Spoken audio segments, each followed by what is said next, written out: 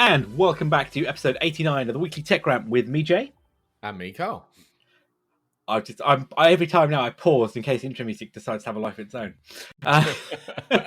So we are back once again for the 89th week, unsurprisingly, of the Tech Rant, and we have a packed show for you today. I was about to try to think of a pun there, but I couldn't get one out. We have got a packed show for you today. We are covering everything from the Arc GPUs, iPods, Valve, Linux, and open source. Well, unsurprisingly, it's open source. It's Linux. AMD, Meta. We've got chip stories, chips ups and chips down, perhaps as well. And the rumor mill is stuffed to the brim this week as well. I thought, with one hell of a rumor in there, which isn't even Apple related. So. It's all to talk about. But Carl, I guess, having a good week so far? Yeah, not too bad. It's been fairly busy, but not bad at all. It is not bad. And we've got the Top Gun Maverick special this weekend, haven't we, for Tech Rant? So we will be looking forward to that. And I think we should probably do next week a small, not a spoiler, but a small kind of thoughts on it, perhaps. Hey, what our thoughts are, and sounds good. That. So we'll add that in as a film review next week, then, which we haven't done for some time. So then, let's kick off the first story of the week, then, which is all about the Intel Arc GPUs, which have been, seem to be forever coming out, but light at the end of the tunnel, I think, isn't it, in some respects? Kind of. I mean, this was all originally meant to be out in Q1, wasn't it? Mm-hmm. Then they've slowly, or even Q4 last year. But it's slowly being pushed back, and the last one was that we're going to get laptops in Q1. And desktop cards in Q2. Well, I think technically they might have done laptops in Q1, but only for Samsung and only in South Korea and probably only for one laptop. Yeah, pretty close market, was that really? Yeah, exactly. So apparently they are going to be expanding that out throughout Q2. Still only the Arc, is it the A3 series in laptops? Yeah, which is... You're not going to get your... And the desktops, but the desktops is A3 as well, isn't it? But that's a different... Yes, but so release. The laptops, you're not going to get your A5 and your A7s till late summer, whenever late summer is. But the desktops should have been out by now, but not really. So apparently they're going to be concentrating on the OEMs first in China and only for the A3. I found that a little bit. So does that mean that then that's only for the Chinese market, or are they saying... Currently only the Chinese market? Yeah. Rather than OEMs that are based in China. No. Only for the Chinese market. They have said retail cards will follow after, but again, only for the Chinese market. So if you want an A5 or an A7, a higher end one, and you don't live in China, and you don't want to get an OEM desktop, you're pretty much, well, again, they've said after late summer. So who knows what it is? I'm kind of going to guess at this rate it's probably going to be Christmas before me or you could kind of walk into a store, pick up a card, and actually stick it in our own PC. Are we shocked?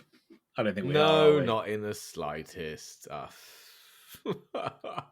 But, realistically, we could start to see, though, potentially speaking, before the end of the year, not retail, but we should start to see these cards show up in pre-builds soon. So like people like Dell, Lenovo, I'm guessing, those kind of players, of course, HP as well, to start seeing them perhaps in their high-end machines. Maybe they're like Dell do, the precision line and stuff like that. We should perhaps see, maybe some of those pop up.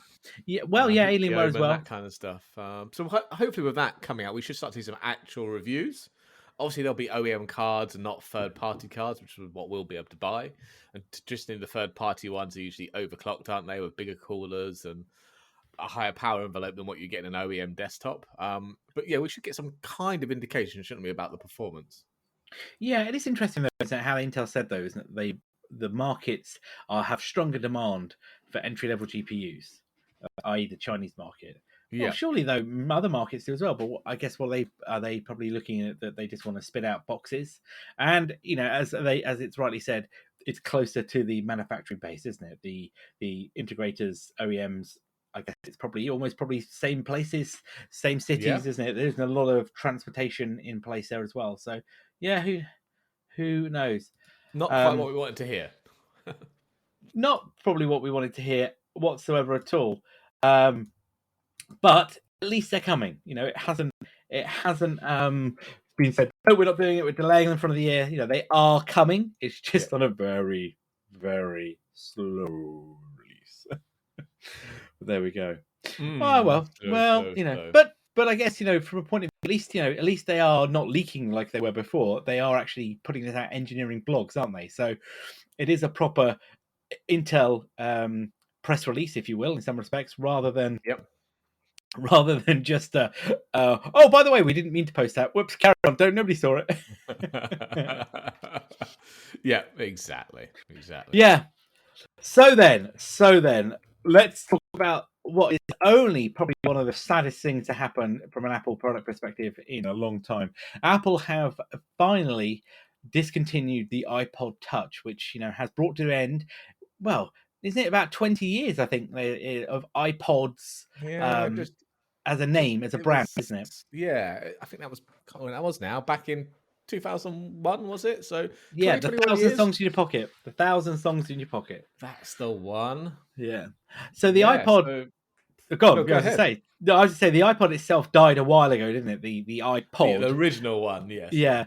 Well, I say died. That's not fair to say died, is it? What I should say is it. You know, it went up to the greater tech base in the sky, and now Apple have finally discontinued the iPod Touch, which was pretty much, well, for all intents and purposes, was an iPhone, I should say, without the cellular capabilities. It was exactly. And it's been going for 15 years, 7 generations now. But as you said, it's basically just an iPhone without a cellular modem in it. It has Bluetooth, it has Wi-Fi, it runs iOS. So I imagine it's got to be because at this point, who's buying them? Well, yeah, I think what we were finding, and I think we talked about this before, was that a lot of these iPods were being used in retail in those sort of sled devices, weren't they? True, yeah. Where you connected them to them, they had a card reader attached to them. Apple themselves were using them for a long time, and now I think they've moved to the SEs now, from what I saw before. Yeah. So I guess that market has moved away, especially, and the capabilities of what the iPod, the internals of it, versus what you can get with the SE and that. And also, I think Apple is trying to do more with the iPads, aren't they, as well, the smaller ones in that space. But they are. And I suppose as a music playing device, though, it was still limited to the fact that you didn't have a cellular modem. If you predominantly get your music through streaming services, it means you basically, as soon as you walked out of the house and you were off the Wi-Fi, you couldn't stream anything. You'd have to make sure you download what you wanted to listen to beforehand, or cached offline if you're using Spotify, for example. Yeah, and the same people doing that anymore. Well, no, and the same with Apple Music as well, because, you know, a lot of that is streaming. So unless you saved it to the device, and, you know, the storage on them wasn't particularly great. I think they still were selling 16 and 32 gig ones, which I know sounds like a lot of space, but I think 32 was the smallest, but they only went up to 256. Yeah, so 32 does sound like a lot when it's just music, but not when it's high fidelity stuff that everybody's putting out now, isn't it? And also, it's not just. Well, I was just going to say, it's not just the music, is it? You're right. It's the apps and everything on there. So really, I have to say, when the iPhone started to get a lot of traction and that had the iPod capability in it, I realistically thought the days were numbered for it. I think it was, you know, surprising it's lasted as long as it did. I still like them. I mean, I didn't have an original iPod. I had the Nanos and the Shuffle. Yeah, yep. And I always wanted the original iPod. Always wanted one. You know, looking at my phone today, well, I mean, that just, I mean, it makes it look. You have one. As I say, it makes it look like the, you know, really ancient device when you look at the original iPod. But it is a fantastic device. It has changed an industry. They weren't the first. I think we should totally be clear about that. Apple were not the first MP3 player on the market. But like everything that Apple do, they set out to own that market, don't they? And they did. You know, and the iPod has become synonymous with music on the go. You know, and I mean, who remembers the Microsoft Zune? Well, I was just going to say the Zune. They were awesome, but yeah, I always wanted one. They look so good in that chocolate brown. They look so much better than an iPod.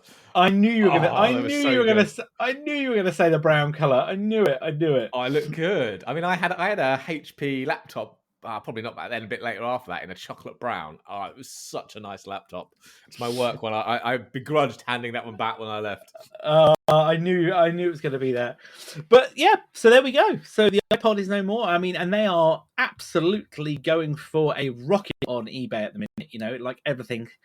You can buy. I think you can basically spend more than they were new trying to get that. I really like the idea of it. I was hoping to buy a couple of them for my kids because easy to manage. You know, being an iOS device through the MDM capabilities. It didn't have the cellular, so there was no worries about that kind of happening. And it was easy to manage, but I guess they're going to have to stick. Just get the iPhones, don't put SIM cards in, and when they're actually old enough and need a phone, you've got a phone for them already. Yeah. No, you're right. That's what I've been doing at the moment. You know, it's all locked down and managed. You know, we won't get into the parental piece. But yeah, I wonder if the name will live on somewhere. I wonder what will happen here. I think the name's too famous now, isn't it, to let it linger and die and wither away. Maybe. You know? But there we go. So the end of an era, and I'm gonna bring the next story forward. So we did have one story that was in the rumor mill for today, but as we have come on air, the story has gone from rumor to fact. So as of today, which is the 26th of May, Broadcom have acquired VMware for around $61 billion in cash and stock. So the reason I say rumor. The reason I say rumor is that earlier this week, several publications, Wall Street Journal, Bloomberg, the Register, broke several stories saying that Broadcom was going to acquire VMware for around $60 million, and it was absolutely that would have been cheap. Yeah, 61 billion. Sorry, it was absolutely out of nowhere. There was no indication of where did this come from, but there was so much detail in it that it appeared that it was not really a rumor, wasn't it? There had to be facts there at all. This is just plain weird, though, because they haven't long spun out of Dell, have they? No, but part of me wonders now: has this been a on the table for a while? They kept that very, very quiet? Yeah, but who's going to win? So what you got to remember here: who's the largest shareholder in VMware? Oh, Mr. Dell himself. Mr. Dell and Silver Lake Partners. Well, that's his investment vehicle. He's in line for a $20 billion payout here. Yes. Unless he gets Broadcom shares, which I suspect he probably will, given its cash and stock. Maybe a mixture. Maybe he'll take 10 billion in cash and 10 billion in stocks. Who knows? So if you look at this, what the story that broke earlier in the year was around it was around $140 a share. So the actual press release that's come out now says that the terms of agreement, and I quote, have been unanimously approved by both boards of directors. VMware shareholders will elect to receive either $142.50 in cash or 0.2520 shares of Broadcom common stock for each VMware share. Good God. Well, this is an interesting. So it's following the closing transaction, the Broadcom software group, remember that includes Symantec and CA Technologies, will rebrand and operate as VMware, incorporating Broadcom's the existing security software. So, CA Technologies and Symantec will now be part of VMware. Yeah, because they didn't fit with Broadcom, did they? Realistically speaking. No. So now what Broadcom have got is a software arm. Yeah. But I mean, so now VMware still going to operate kind of independently? that's the rumor. That's the worry, isn't it? Because Broadcom, that set of companies is where you go to die. Or at least it has been, hasn't it? It's been out. Symantec bought software companies and they just died. And now Broadcom's bought them and done the same thing. Because nothing's really happened with Symantec and CA since they were acquired. And that was a good number of years ago now. No, neither. And there's a lot of CA people at VMware who joined when that happened. There is indeed. So Michael Dell and Silver Lake own 40.2 and 10% of VMware shares respectively. And both of them, according to press release, have signed agreements to support the favour of the transaction as long as the board continues to recommend the proposed transaction with Broadcom. So what this effectively means then is that VMware are no longer a publicly traded company, are they? In the same sense. Dell, I should say Dell himself, the man, has made a pretty penny off the back of this, and Broadcom Broadcom Software Group, which is now VMware, weirdly, is now quite a big company, isn't it? Really, An even bigger one. given an even bigger company. But what Hmm. I wonder here is, will VMware, as you say, lose its identity? Because VMware now is an amalgamation of companies as opposed to, its own Yeah. organization. But is that any different from it being an EMC before the Dell I think perhaps it was, acquisition? but I mean, the other thing you ask here is, I don't see Raghu holding on as being CEO for much longer. I don't know. Again, that would be a short and sweet one, won't it? He's not been there that long as No, look, CEO. my personal opinion on this is that they spun out of Dell because it was no longer a profitable relationship for Dell themselves. As part of Dell, they still were able to keep and maintain independent agreements with Intel, Yep. people like Nvidia, and that for things like the SmartNICs. They had good, partnerships with the industry, but that worked in both ways, because all of those people I've just aforementioned were also partners of Dell. Broadcom's a different kettle of fish here, and Do they lose their independence here? They're not. They're not an independent entity, are they? They're now no. packed to a hardware manufacturer who's competition for Nvidia and AMD and Intel. In But what you've data got center now, and though, smart NICs. yeah. But that's what I'm saying. What you've got now is Broadcom as a chip, silicon to a degree, isn't it? Of networking, edge computing, that kind of stuff, network transaction, network management, all that Yep. things, which will go very well. Which will work in the sense of what they've got with the whole of the VMware proposition for the software-defined data center and all that kind of capabilities. I wonder, though, this may kill off the partnerships they've got with Nvidia, though, around the SmartNICs. I think that it's definitely going to damage some of them. What I will see. say, I mean, Broadcom were not on my bingo card. No, that not at all. I did not see that one coming. You've got VMware shares still. I may have a few shares. So yes. So I presume you'll be taking the cash, because this doesn't sound like it's going to go very well. So yeah, I mean, I will make a small. I mean, I've just run some rough calculations. Put it this way, I'm not going to retire today, and it is in dollars, and I will get taxed. But yeah, I've probably made a couple. To the hilt. I've probably made a couple of grand if on the stock to cash conversion. So this would you take the cash, or would you take the new Broadcom shares? I mean, it's early days. We've only been known for minutes, so I'm not going to hold you to it. But gut feeling, I'm leaning towards Broadcom. I don't know, because the Broadcom shares are 528. They're currently, as it stands, the market hasn't opened as we're on air at the minute. So the Nasdaq hasn't opened yet. But Broadcom were trading at market close at $528 a share. Do I have to do the calculations? Are they mentioned 0. whatever of a share? Does that work out more than the cash price? Well, that's the bit I don't know, as it stands. Because I'll tell you now. Last night, VMware closed at $120 a share. Oh, it's gone up a bit then, yeah. I mean, my view on this was that I didn't think VMware were going to stay as an independent company for very long. I did not think that was going to happen. My personal bet, and it was probably a bit out there, was Intel. I thought Intel might come in and swoop them up, given what Pat's relationship, given how that probably would have worked very well with Intel's push to get back into the data centers and drive, that continued piece. My concern was, though, I didn't think that probably get past the board, given the amount of expenditure that Intel are doing in the fab place. And how much they're paying Pat anyway? They've got the money left.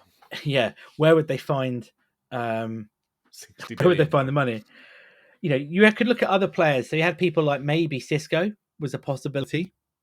But again, it's a lot of money on the table. Microsoft, I think, were never going to happen. I don't think that was going to be a case. It would never have got through it. I mean, the regulators got the money, but it would. Microsoft have got the money. They don't need that. The money wouldn't have been a problem. This is more a game studio. And then you had the other hyperscalers, like Amazon, and you had Google. Google, I didn't see doing it either because, again, it didn't fit with their strategy. Amazon probably do those kind of big buys, do they? No, Amazon potentially could have done and wrap the technology into AWS. They have a big relationship. You have VMware on AWS, don't you? You do, and that's a massive. Yeah, and that's their massive. That is their massive partnership. Now, will will that see that the relationship with AWS and the hyperscalers gets damaged? I don't necessarily think it will to start with. No, because Broadcom aren't a hyperscaler as such. No, There are hardware people predominantly who bought some questionable software companies at the time. yeah. So I look.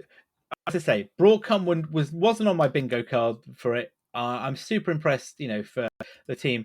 I do worry for my ex VMware colleagues. Yeah, I did used to work there. That I Me hope too. that yes, yeah, I didn't want to say that otherwise. I did, worry that is this going to be the right move for them? And I'm sure for a lot of them, this has been internal news for some time, hasn't it? But whether or not that it's going to be the right move, and initially nothing will change, will it? Overnight, nothing will change for them. Day-to-day operations will work. This isn't going to close yet. I can't remember. Did it say as I was skimming the press release when I it was don't meant to know. It close? was a long, very dry document. I'll wait for the highlights and the actual announcement. The video, the Yeah, presentation. here you are. So I think it's by the end of the year because it says here at the end of it. In a separate press release issue, Broadcom reported its results today, and the board of directors has authorized a new share repurchase program to repurchase up to $10 billion of its common stock through to the end of December 31st, 2023. Here you go. Here you go. So the merger also provides a go shop provision for VMware and its boards, which basically may actively solicit, receive, evaluate, and enter negotiations with other parties during a 40-day period before expires on July 5th. So they want this to close before August, I think, by the look of it. Well, let's see what the regulators have to say, because I think the board's already approved it. That's not going to be a problem. Otherwise, they wouldn't have done the announcement. The board aren't going to suddenly go, hey, you know what? No. So it's going to be the regulators that make the decision here. Yeah. But will they stop it? I don't know. I don't think they will, given where they sit. I don't think there'll be a massive regulatory I don't issue. think so. No. Say, if it was Amazon, Google, or Microsoft, then that would have been a problem, I think. Yeah, but interestingly though, the one thing I pulled out of the quick thing was Broadcom reckon by adding this acquisition that they'll add 8.5 billion of earnings within 3 years of closing. Right. Okay. That's interesting, and that they've already. I mean, I know they calculate that. I mean, is that just because that's what VMware makes? Yeah. Yeah, it must be. Broadcom, they were going to take. Well, yeah, but the counter to that statement is it says that Broadcom will assume $8 billion of VMware's debt.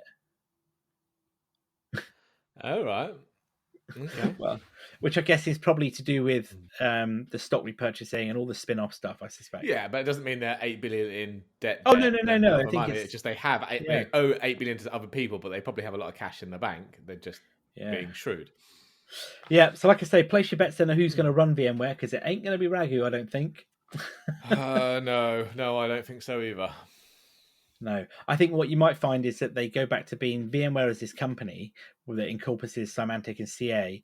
But I wonder whether or not you'll end up having business units, a bit like Intel do, and make it like there'll be the VMware, whatever it'll be renamed to, but the software business unit that is there.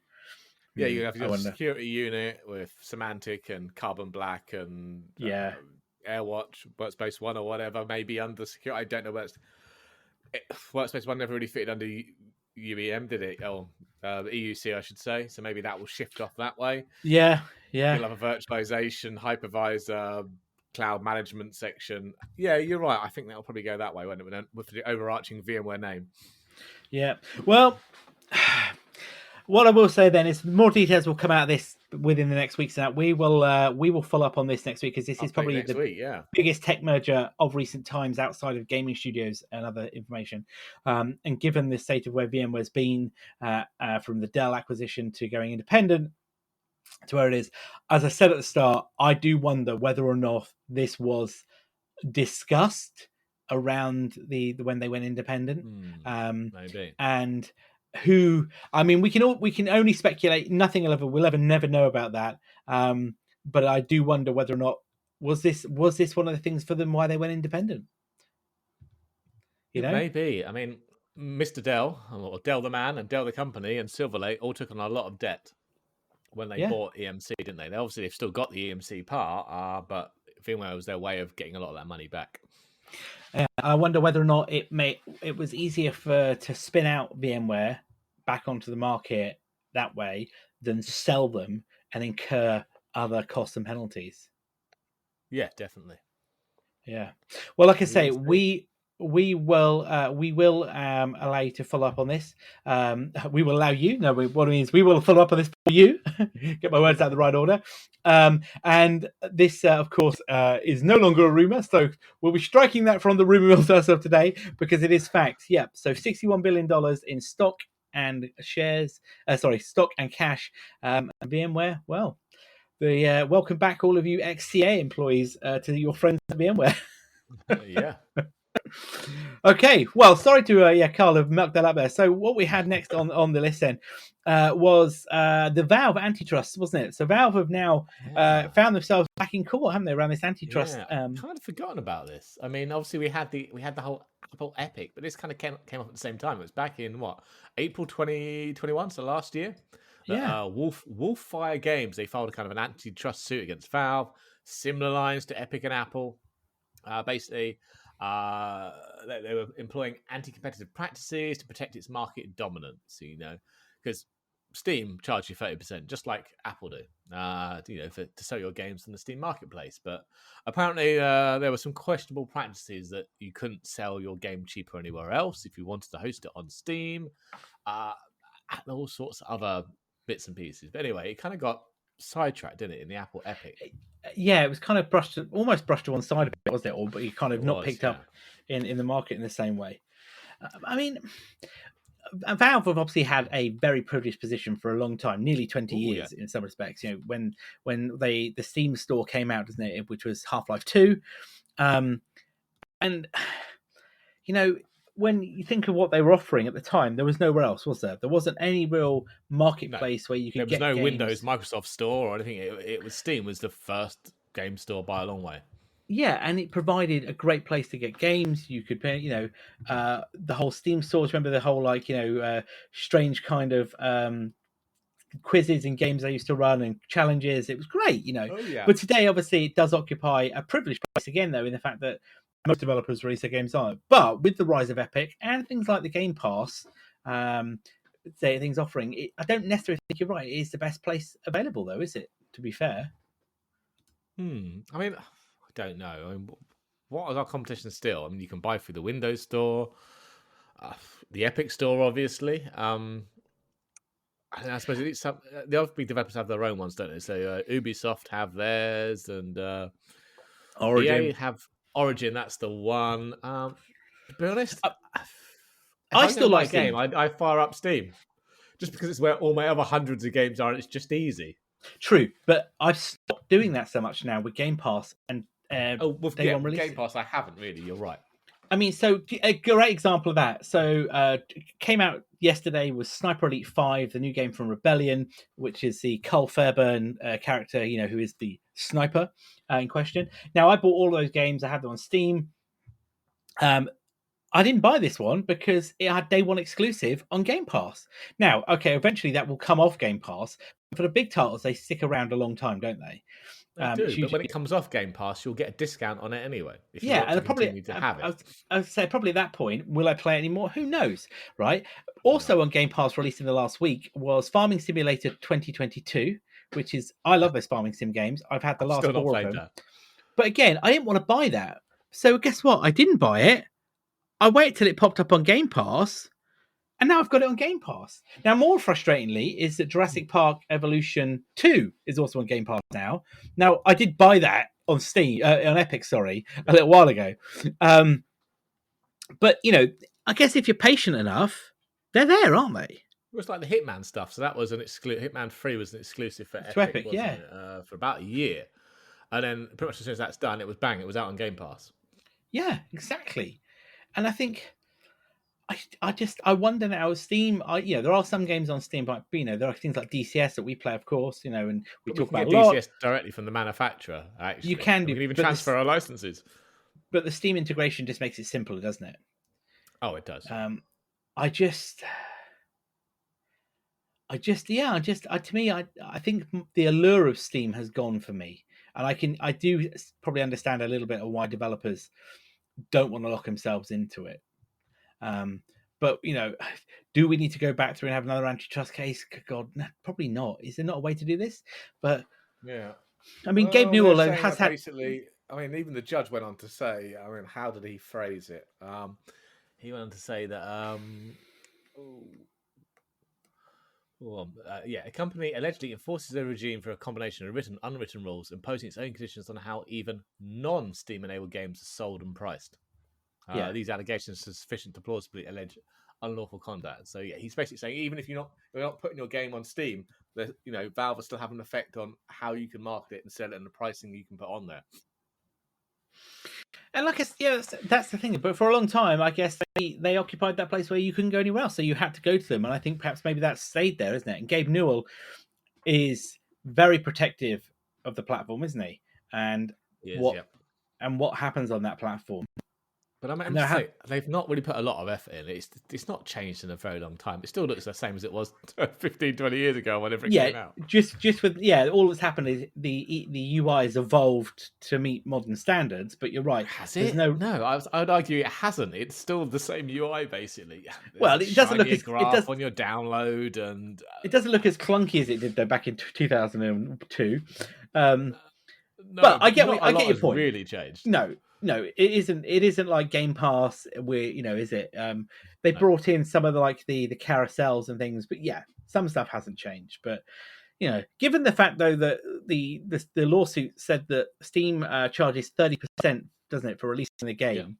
Yeah. But that's far higher than their costs for maintaining those games on their ecosystem and their infrastructure. Yeah. So that's not going to work out. That's not going to work out. And I think given the Apple situation, it's even worse argument for Valve, because Valve aren't providing the hardware and the OS either, are they? No. Just doing the store. It's not like Apple have enabled the ecosystem with the phone, the hardware, and the money comes from the store, but it's not just spent on the store. And the hosting. It's spent on other bits and pieces as well. Valve is just the hosting and the store. And I think that's why, given the outcome of the Apple, I couldn't think of the word, lawsuit. That's the word I was looking for. Yeah. I think this is not going to bode well in Valve's favor. I think they're probably gonna come off badly here. I think maybe that's what's needed. Maybe, but what will that incur? Will we see then? What we see as an impact to the user? Because ultimately you don't pay anything for Steam, do you? There's no charge for Steam, and we're not getting Half-Life 3. No, we're certainly not getting Half-Life 3. Okay, I couldn't resist that. Sorry. Well, so we'll see as this goes on. So it was only a week or so ago that the judge made the announcement that they were going to go through the trial or whatever it is. So we'll see how that plays out. We will indeed then. Right then. So talking of games then, and I guess slightly related, is gamers. Yeah, NVIDIA, our favourite friends who make great graphics cards that are like rocking horse droppings. You're going to have to read this out because I still can't believe this. Well, yes, hell has indeed frozen over. Our friends NVIDIA, who have basically been notorious forever of not releasing open source drivers. They've always released it as a binary blob, closed source. Well, with their new R515 drivers, it's going to be open source under a dual GPL MOT license, and they've even put the source code on GitHub. Can I let that sink in for a minute, guys? I mean, given the absolute defiance from NVIDIA that they would really, open source anything, I'm blown away that they've even considered it, haven't they? Absolutely blown away. Now, obviously, there are some caveats, some catches, some gotchas. You need a fairly modern graphics card. These open source drivers only support Turing and above, so that's September 2018. So it's still fairly old. Some of it is still closed source, so the user space components are still closed source for now, at least. They have announced it's only alpha quality at this stage, so not production ready. But the other sneaky one is, I caught this on Twitter actually, is what they've basically done is they've moved a lot of the function calls from the drivers to the firmware, and the driver just calls them. Of course, the firmware on the cards are still closed source. They were saying there are about 900 functions currently sitting in the 34 megabyte firmware. And for reference, Wow. Apple's GPU firmware is 400 kilobytes. So it's kind of sneaky that way. So yes, they've open sourced the drivers, but there's not a lot left of drivers other than some API calls, basically. Is it? It's kind of like it's left hand, right hand. Is it? Look at my left hand, all the shiny. Look!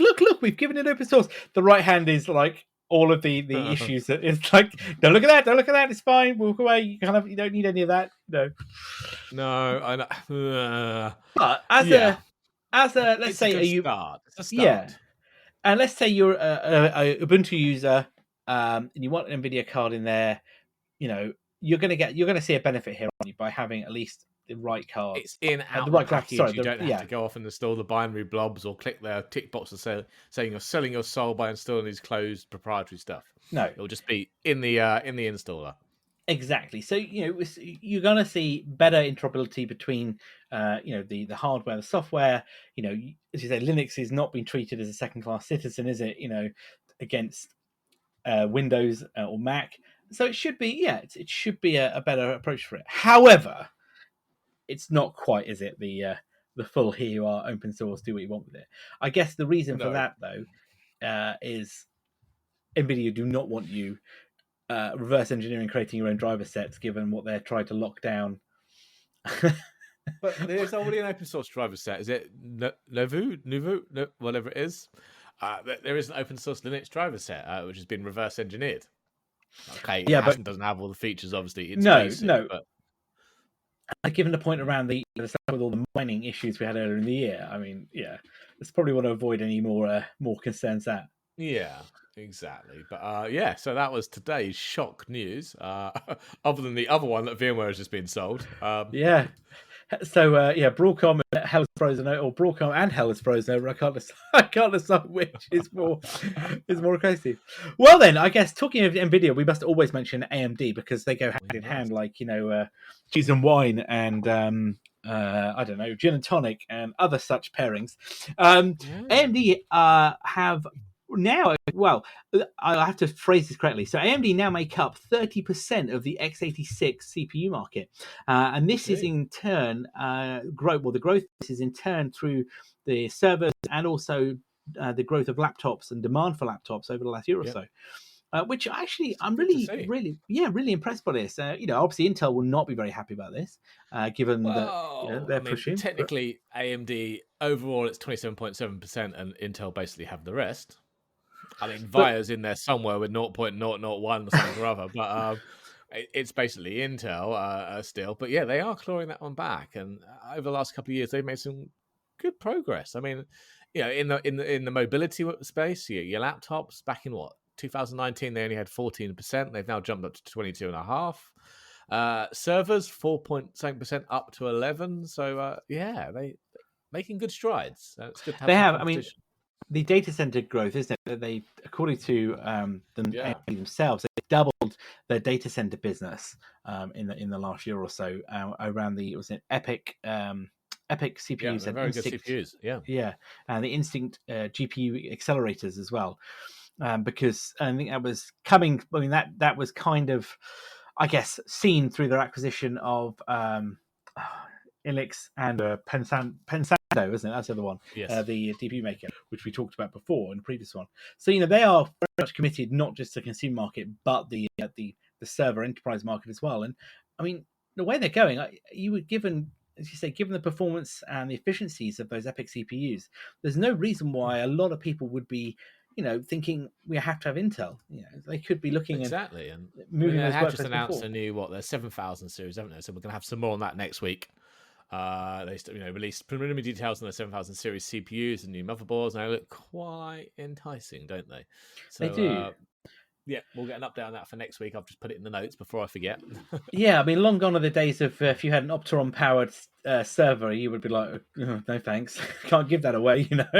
You see them for sale on eBay, don't you? The AMD ones, but they're just not going anywhere. They're so cheap because the performance is just not the time, though. They were good at the time.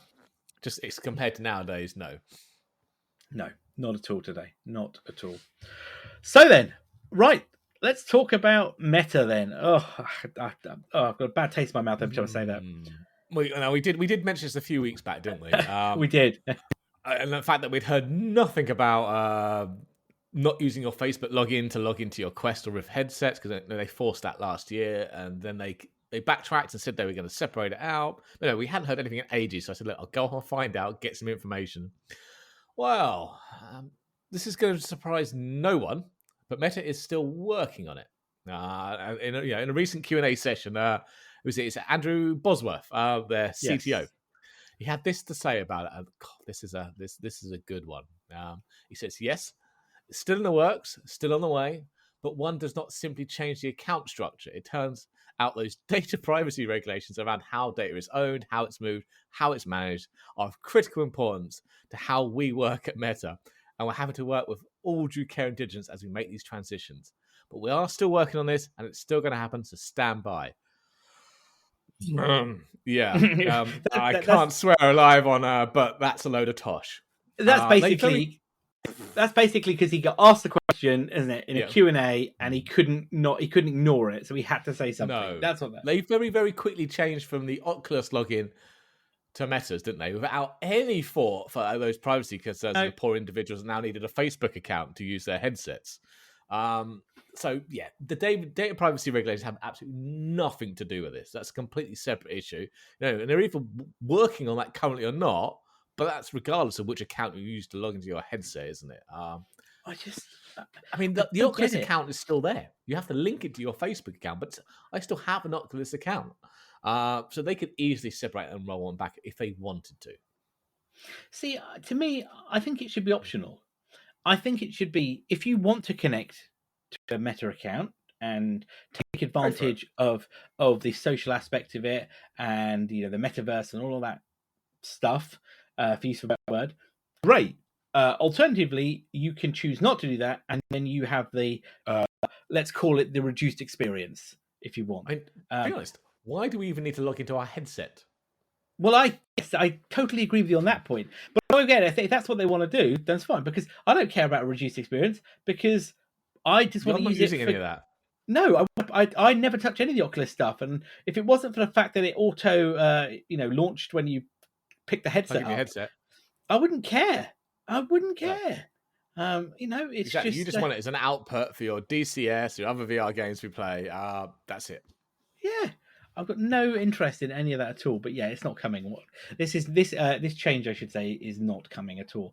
This is just a lip service to a question asked in that Q&A, which is frustrating. It is very frustrating. So the privacy there is a complete red herring and just a load of rubbish. Yeah, because they don't care about your privacy. They've assured you on that multiple times. Very true. So talking then of, we talked obviously about chips earlier, and particularly Broadcom and other chips, and then it'd be no surprise then that obviously we've got the whole of the silicon shortage ongoing. It hasn't gone away. Yes. Nothing has changed. There's been no magic supply beamed down from Mars. I don't know why Mars. But anywhere would do, yeah, granted. So the Chinese manufacturer SMIC, which is Semiconductor Manufacturing International Corporation, which is the strangest name ever, I always feel. The CEO there has made a statement, hasn't he, in an earnings call for the company, saying that, what was it stated? Their demand has dropped like a rock. He says the demand for chips needed to make smartphones and PCs has dropped like a rock.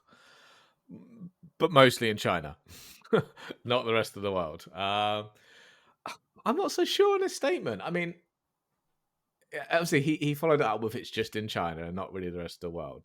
But is that maybe just because people aren't using SMIC's facilities and they're actually going to TSMC or one of the others? Or is he generalizing this? It's a bit of an odd one, because I wouldn't say there's been a slump in demand for anything. A slump in supply, most definitely, but not demand.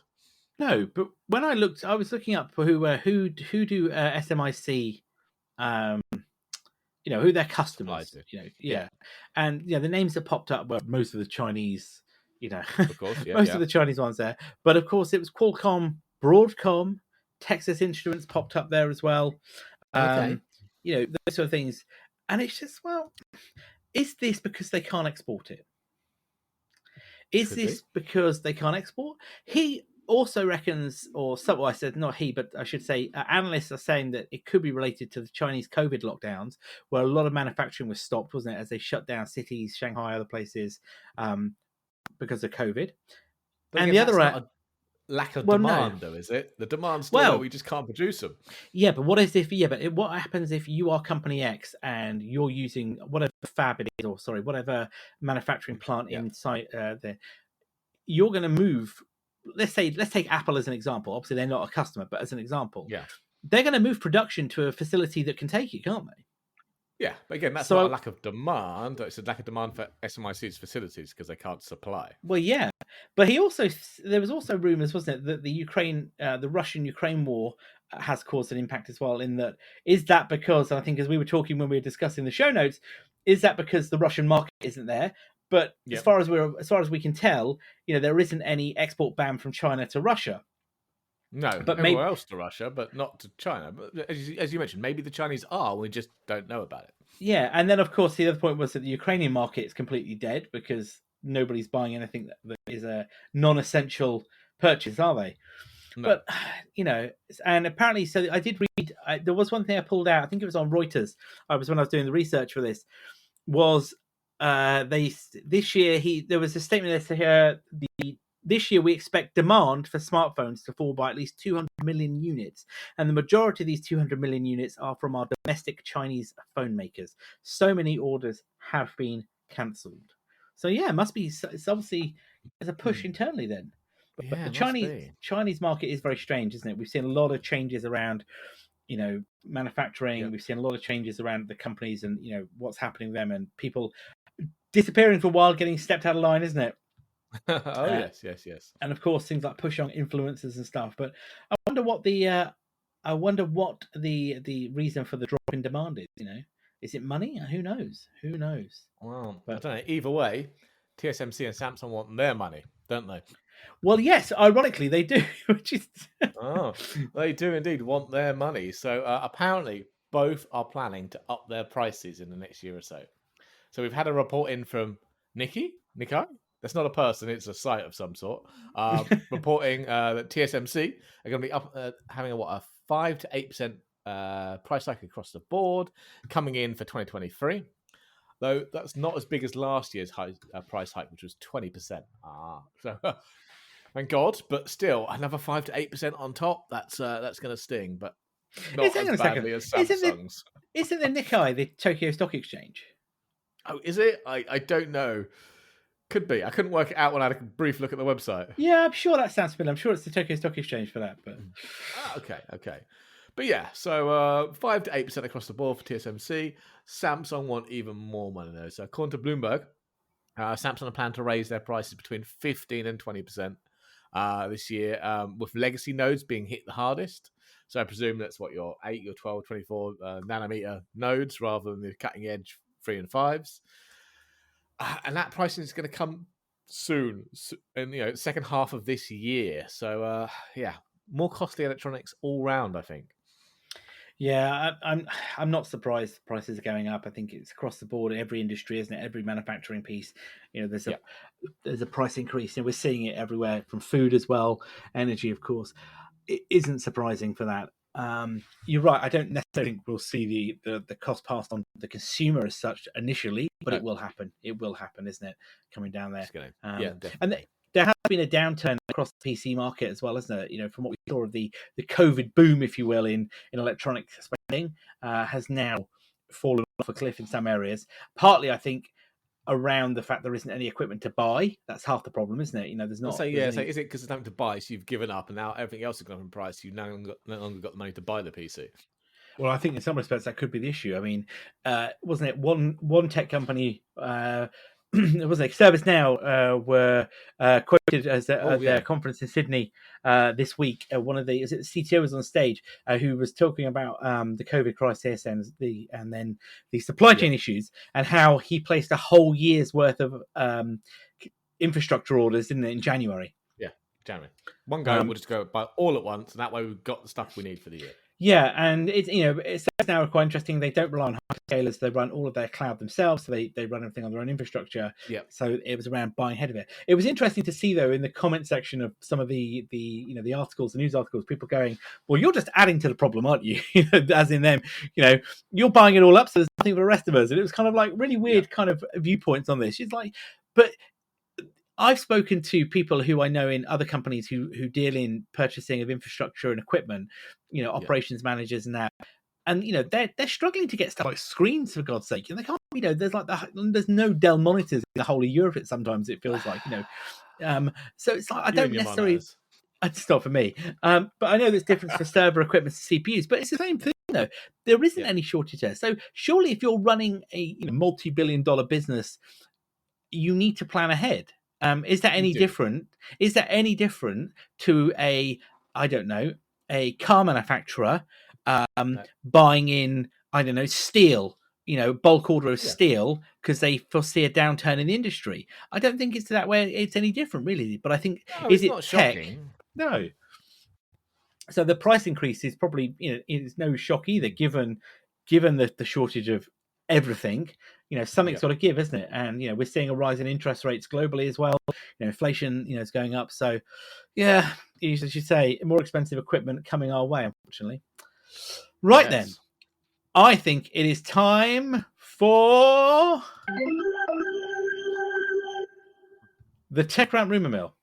And I've just put a great big black line through the Broadcom one, so that's not a rumor. So then it is our first big rumor. So we are now off of Apple. Obviously, Minchi Kuo, he has been busy again. He's a busy boy on Twitter. So he is saying that later in the year we should expect to see a cheaper Apple TV device arrive. About time, given the cost of them. Yeah, I mean they start at what the 4K TV. What's that? $180 odd for the 32 gig one, and only goes up from there. I think the TV HD is still around, isn't it? But that's $150. Yeah, exactly. It's not. They are not cheap. They're not like your $30-$40 Fire TV stick, are they? No. I mean, if Apple wants to be serious in the Apple TV space, it needs people actually watching their programs. I mean, traditionally they've got the Apple TVs, haven't they? They've been partnering with the TV set manufacturers themselves, but that obviously requires you to buy a more expensive TV that now has Apple TV built into it, or the Apple TV app at least. So yeah, it could be a good one if they come out of one. I don't know. Do you reckon I'll come out with like a $99 device? Yeah, I think they've missed a trick here for a long time with this. Now I agree, Apple's all about the premium experience, isn't it? You've got your Apple TV. It's not just streaming because you get all the other services, but you get Apple TV Plus. You get it in 4K content. You can use Apple Arcade, Apple Fitness. It acts as a hub, doesn't it, for HomeKit devices? That's all great, but Apple's all about services now, and the service revenue they're trying to increase. So surely there's a whole market set there that don't give a complete flying monkeys about HomeKit Hub. They don't want Apple Arcade. They want to access the services to do that. And you're right. The Fire Sticks out there. Roku have got one. Google do Chromecast, of course. Apple TV, I should say. Android TV, sorry. So Apple, you're right. Why would they not do this? Why would they not bring out the same thing there and provide a 4K streaming stick? Like you say, maybe around the $99 point. You don't get Apple Arcade with it. I don't care. You probably could do Apple Fitness because that's all that is connecting your watch to do it. So you'd get that thing. I'd buy one if I didn't have one already. I'd buy one. I think that's the thing. But it will be more expensive. It's not going to be a $40-$50 Apple Fire TV stick. Yeah, it's not going to be that cheap, but cheaper, definitely. Yeah, I mean, what would be a better idea would be to have, if you just want streaming services and fitness, perhaps the stick or whatever they call it, and then what they should do is build a soundbar that has a HomePod soundbar with an Apple TV and all the gubbins built into that. That would be something to do. So instead of having to pair HomePods either side, you could do obviously, but instead you get a full soundbar experience, and then you get the standard Apple TV and all the other bells and whistles built into that. I'd buy that. That wouldn't be cheap. That's not $99. That won't be cheap, but I'd buy that. $599 maybe. I mean, this could be interesting. I mean, they say so. Ming Chi Kuo reckons this in the second half of the year. Yeah, maybe we might see September's event. hints of it. Yeah, maybe. Yeah, possibly. Once Dub's out of the way, yeah, it's a possibility, isn't it? It could be that kind of after the iPhone event, or maybe at the start of the iPhone event. It I could be what reckon they start drop. the iPhone event. I reckon it'll be in there. Yeah.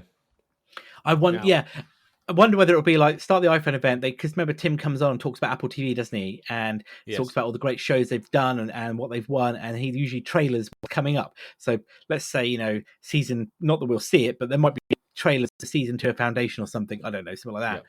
And then maybe he'll be like, you could watch it on this, and it'll zoom out, and they'll be like plugged into the back of the TV. Will be the stick. I don't know.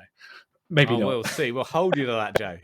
But something we definitely aren't going to be seeing this year is the next rumor. So, Ming Chi Kuo again, quote is saying Apple have been testing not just a foldable phone, but with a secondary color e-ink display on the outside there. So that's moved on a bit, hasn't it? E-ink display. I mean, e-ink sounds good because if you've got a secondary screen that isn't being used all the time and the data's only been updated occasionally, so if you had it there for time, maybe I don't know, maybe calendar information pops up because that's not going to be refreshed that often, is it? Yeah, I could see that working well. Power consumption would be a bonus for the ink, wouldn't it? Would be. I have reservations. I don't think this is going to. They're testing quality. It, I don't think it's going to be up. Yeah, the quality. Apple stands. So I've seen color ink displays. Still grainy. I haven't seen many. Yeah, grainy, limited color palette. It all seems a bit muted. I suppose it just depends what they're going to use it for. Is this just going to be a small bit on the outside? 1 inch by whatever, just to show those notifications. Great. But if it's going to be a larger one, like you get on the front of Samsung's, is it the Galaxy Fold line, where it's the entire front of the phone, and you can basically use it like a normal phone, I think it's going to epically fail there. But I suppose that's what the testing's for. Well, yeah, I mean, Apple, as we often said on this show, Apple typically have a product R&D cycle which is far longer than many other, I think, manufacturers. Yeah. So this has probably been in testing for some time before the leaks or the rumors have come out. Yeah. And again, it may never see the light of day ever. I mean, I bet you somewhere in the Apple campus there is like a vault of all of the prototypes that only a few people have ever seen. I can imagine it must be something else. Love to go in that vault. Yeah, it'd be amazing. But we're never going to see those, let's be honest. But yeah, I don't know. I mean, they're not the only ones, are they, to be looking at e-ink? Other manufacturers have experimented with it. Samsung, Oppo, too. But yeah, I don't know. Again, Quo reckons, what did he say? 25, wasn't it? I think he said 25, and and 26 for a potential one. Yeah, that's still some time away, isn't it? Still some time away. Lots can change. Always can change. Okay, then. So what we got left then? So, yes, NVIDIA. NVIDIA. More rumors about our RTX 4000 series or 40 series, whatever we're going to call this one. But yeah, so a well-known leaker, Copite 7 Kimi. Yep, he's been rumoring lots of stuff recently. He's mentioned an early quarter Q3, which obviously Q3 starts in July. A quarter's only 3 months, so early must be July. It can't be mid. It can't be August, can it? That's mid. So he's saying, it will come out in July. And alongside that, we actually got some more spec leaks come out, didn't we? We did. Not a lot to go on. I was going to say quite scant. Quite scant, but the big one is, it's the AD102 chip. It's got the same 24 gigabyte. This is a 4090, sorry. It's got the same 24 gigabyte GDR6X at 21 gigasecond. But it's got over 16,000 CUDA cores. So the 3090 only has 10,000. So a big bump in the old CUDA cores. And allegedly, this is the one. This is the one I wasn't expecting. It's quoting the power consumption as still being 450 watts, like the 3090 Ti. So that's not the 600, 800, 900 watts we were hearing about in the previous reports. Not at all. And I think I said, didn't I? I was a bit puzzled. I was a bit puzzled by this, but as you pointed out, actually, it's not the same power consumption because actually what that shows is a massive improvement in power consumption, doesn't it? Given it's the last generation, 450 rather than 10,000. Right? Exactly. If all other things are the same, and I imagine these are going to have faster clock speeds as well. They generally have faster clock speeds for the memory and Not the memory; it's got the same bandwidth, so it can't be that. But I mean, the actual GPU cores themselves are usually faster on a newer generation. So yeah, more cores and faster cores, allegedly or more likely, for the same power envelope. I mean, 450 watts is still a lot of power for a graphics card, but it's not 900 watts. A lot of power. Yeah. Very, very impressive. But let's again, none of these are real yet. They're still vaporware until it releases. But July is now the suggested window, isn't it, for release? So Yep. who knows? We may see before. I wouldn't be surprised as we get closer to that release. Maybe one or two of these cards just pops up. I mean, we've had somewhere. CES, and it wasn't announced at CES, which I thought No. it could have been a possibility. So we'll see. But we'll keep you informed as we go along. Right then. Well, that probably brings us to the end of this week's show then. So another fun packed show. We'll be back next week for episode 90, where we've got more acquisitions, more antitrust. We're going to have a Top Gun, not a review, but a Top Gun thoughts, I should say. And TSMC are back in the news, and we'll bring you the latest updates on all of the stories we talked about this week, such as Broadcom and the Valve antitrust piece, as well as any other stories that have breaking news as well in the next week or so. Of course, you can find us on Twitter at Weekly Tech Rant and online at techrant.online, where we post all of our show notes and information. And of course, you can find us wherever you're listening and get your podcast from. If you're listening to us now, you've found us before, so you can hopefully share us to your friends, leave a comment, like us, tell us what you think, and we'll be back, as I say, next week. So with that, I've been Jay. I've been Carl. Have a good evening, all.